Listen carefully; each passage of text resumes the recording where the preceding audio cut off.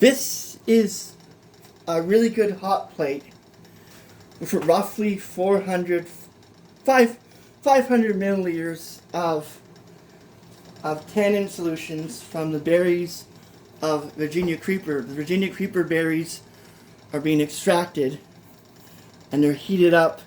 They were being heated up roughly, but I'm trying to set a cold reflux. Like, maybe that's wrong terminology. Trying to get it to stir and stir and stir and get the oxalic acid to basically absorb out of the berries and into the solution, and then get like a really brown solution. This brown solution is going to be filtered eventually. I'm not sure how I'm going to filter it.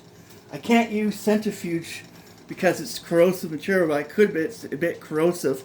So I'm going to keep on adding sodium carbonate to create a salt solution. A salt solution where it's mainly pH about 6, 7.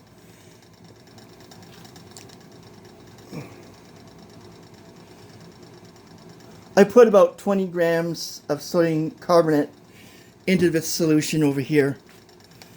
And it didn't really fizz. The oxalic acid, when it's weak, doesn't really fizz a lot. If it was really, really strong, it might fizz and overflow. But if you're careful and add it very carefully and take it off the hot plate, and that, it can actually be a very useful thing. I'm figuring out that I can actually use this solution as a selective small scale herbicide, possibly even an insecticide, because the oxalic acid is toxic to other insects, but it would take out everything. But I'm just thinking outside the box. This is where I got this from a chemistry set. I used the bottle. It's oxalic acid with 25 grams weighed out off. 25 grams of the berries, which contain 0.5 to 1 grams of oxalic acid in the berries, and now they're leaching into the beaker, and the solution is turning this brown color. When I added sodium carbonate, it's neat. I've never seen this before with the berries. Maybe it's something to do with the condition outside, but I never seen those berries produce that color. Now I have this light, powerful LED light, which I can move over here, just so you can see it better.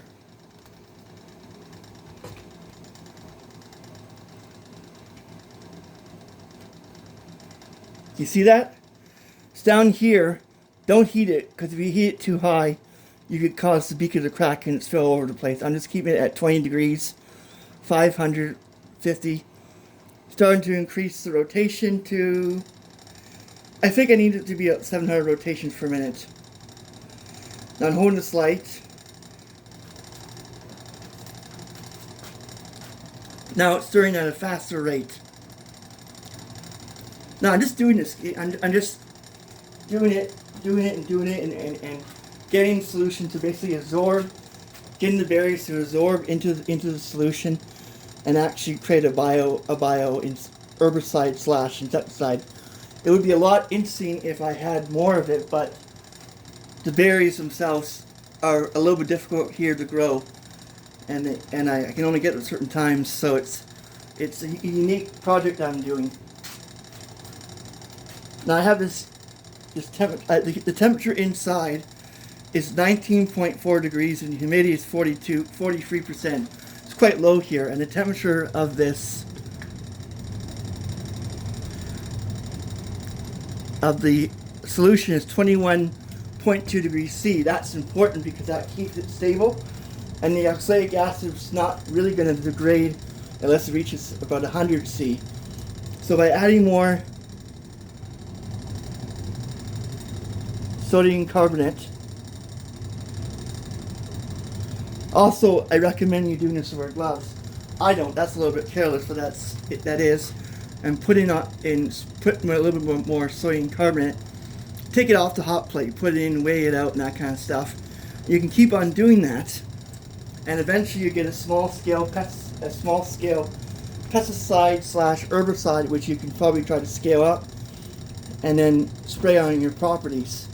It depends on the local area now, but if you spray it in that, it will it'll kill everything on contact. This might be good for certain tough plants like poison ivy, because the oxalic acid is very corrosive, and the tannic acid is very corrosive naturally, and the oxalic acid itself will start attacking the roots.